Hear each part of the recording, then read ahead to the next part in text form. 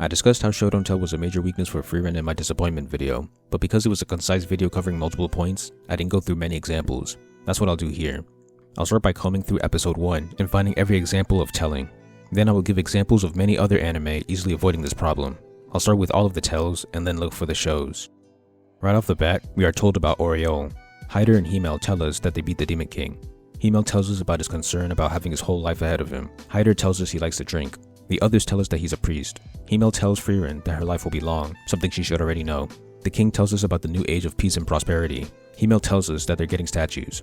Frieren tells us that the king was initially going to give them 10 copper coins. Hyder tells us that they spent 10 years together. He tells us that they disrespected the king. Himmel tells us about Hyder's bottle ache. Eisen tells us about Frieren and the mimic. Himmel tells us that he had fun. So does Hyder. This isn't another telling, but when Frieren says a mere 10 years, Himmel is surprised, despite being the one that told her that her life will be long. Himmel tells us about the Era meteor shower. Frieren tells the group that she mapped out her next 100-year quest and what she intends to do. Hyder tells us about her time perception. Frieren tells us that she needs a dragon horn for summoning. She tells us that Himmel took a horn from the Demon King. Frieren tells us Eisen is the same, but we don't know anything about him, so that means nothing. Himmel tells us that the adventure brings back memories. We don't know because we didn't see the adventure. Himmel tells us that he's been waiting for Frieren. Hyder tells Frieren that Himmel was happy. Frieren tells us that she knew nothing about Himmel, neither did we. She tells us that she wasn't aware how short human lives were. She says she didn't try to better understand him. We wouldn't know because the adventure was skipped. Hyder tells us that he fought alongside them to secure his seat in heaven. Frieren tells us that she wants to learn more about humans. Hyder tells us about Frieren. Frieren tells us that Himmel was the charitable one. She tells us that she wants to learn more about Hyder. Hyder tells us Frieren has potential.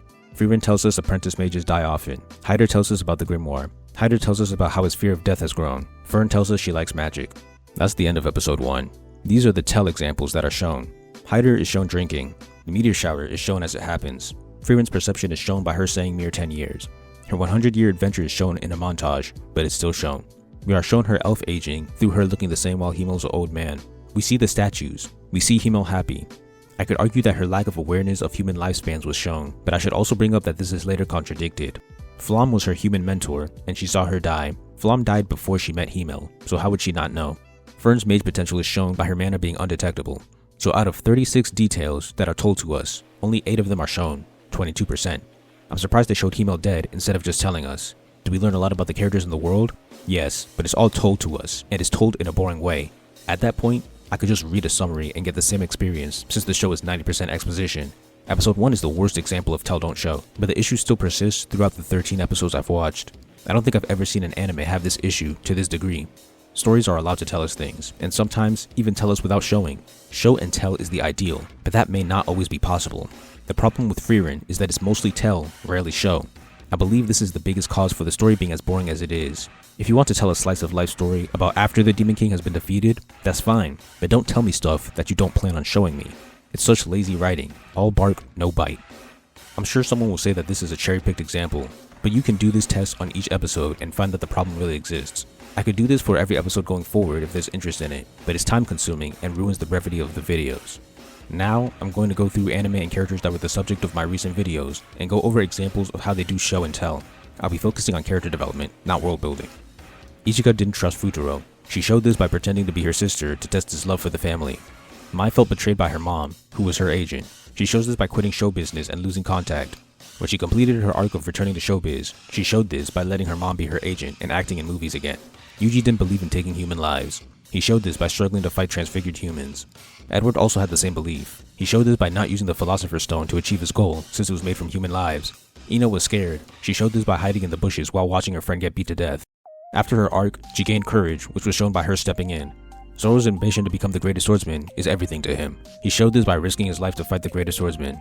Todoroki hated his father. He showed this by not using the fire half of his quirk. Koichi was said to be incompetent. He showed this by leaving himself defenseless to try a plan Jotaro warned him not to try. Then when he became competent, he showed this by beating sheer heart attack and getting Kira's name, which even Jotaro couldn't do. Tama didn't support bullying. She showed this by standing up for bully victims, even when the victim was her bully. When Zabuza believed that ninja weren't tools, he showed it by avenging Haku. Gohan and Krillin's cowardice was shown. Gohan ran away during the Nappa fight. Krillin and Gohan both used hit-and-run tactics in the Namek saga. Kojiro believed that no one should alter his recipe. He showed it by expelling Megumi for changing it. Light believed that he was justice. He showed it by killing anyone who tried to stop him. Armin's cowardice was shown by him freezing up against the Titan. Eren's bravery was shown by him sacrificing his life to save Armin. Mikasa's love for Eren was shown by her acting irrationally after hearing about his death. Naruto was a prankster. He showed this by painting on the Hokage rock. Naruto believed that he would surpass the other Hokage. He showed this by painting over their faces. Shisei suffered due to her ability to see spirits. The prequel OVA showed that.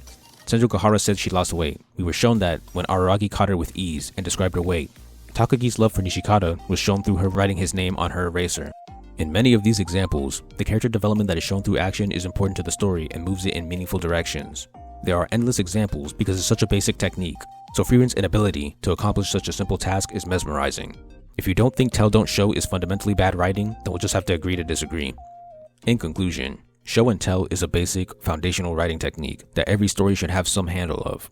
Frieren is Tell Don't Show, a complete lack of understanding of this basic writing. This is the biggest source of the story being boring. The fact that it fails a basic writing technique so badly, yet is critically acclaimed as one of the greatest anime of all time, is a disgrace to storytelling critique.